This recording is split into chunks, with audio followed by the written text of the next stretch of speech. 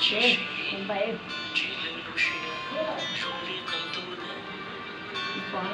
Wow.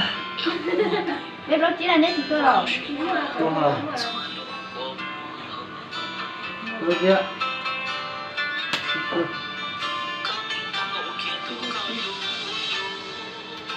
Rồi. Từ chưa? Wow.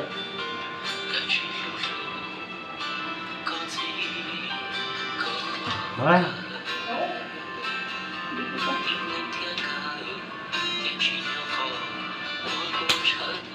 Nó chưa cầu Đi nữa.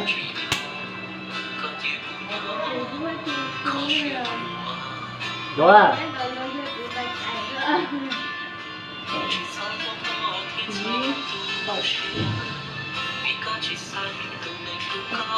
Đúng không?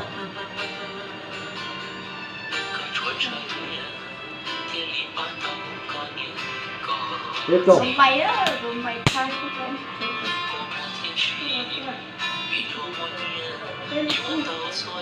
Đúng rồi. Đúng rồi. Đúng rồi.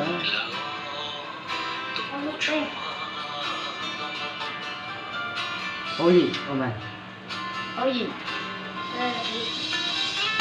Đúng rồi. Ôi cha. Ôi cha. Ôi cha thì em rồi. Ôi đi.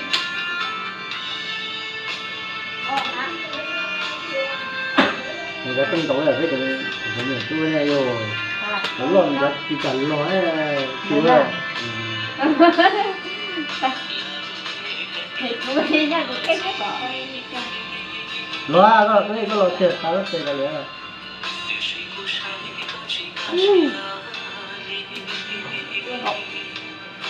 Ai chà, còn lọt mình bay lên. Đi. Đúng mà. Có à. Đúng mà. Wow. Cái gì ạ? Tôi phải tính. Tính quá trời, tiêu theo có là cái tiền chặt có rồi. Đó cơ ở đâu thôi. Đây.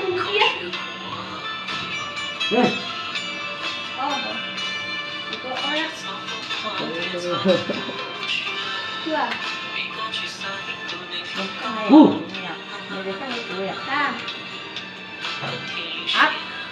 Sốt cả. Cái xin tàu á.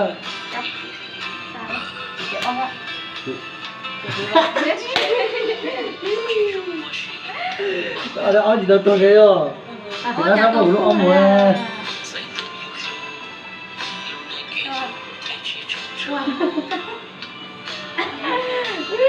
Cái đây ót rồi. Ai?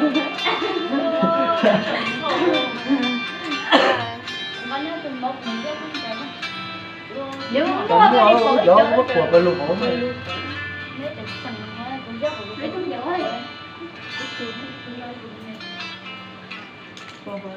Ôi, ôi, thầy to. Bây giờ, ôi,